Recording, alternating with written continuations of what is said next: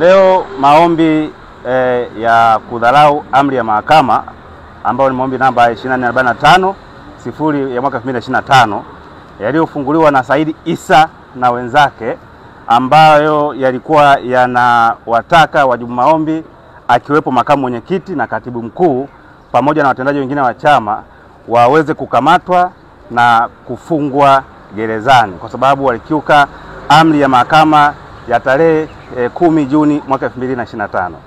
Maombi hayo yalisikilizwa hapa mahakamani mbele ya Jaji Amiri Mbagwa. Baada ya kusikilizwa, kwanza tulipeleka mapingamizi manne, na katika mapingamizi hayo manne jaji akatoa amri kwamba yasikilizwe mapingamizi pamoja na hoja za msingi au maombi yenyewe ya msingi. Tukasikilizwa, ilikuwa tarehe 28.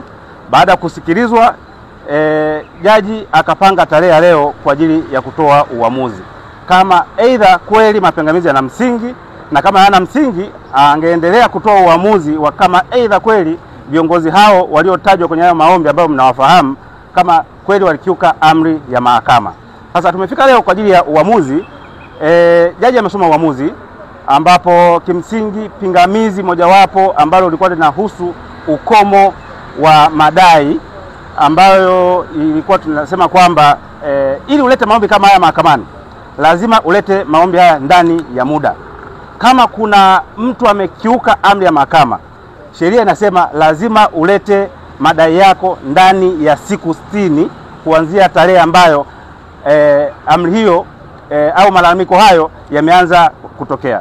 Katika shauri hili itakumbuka kwamba tarehe 16 Juni baada ya amri ya tarehe 10, makamu mwenyekiti alitoa taarifa kwa vyombo vya habari kwamba tarehe 17 atahutubia umma juu ya nini kinachozungumzwa katika amri ya tarehe 10 Juni mwaka 2025.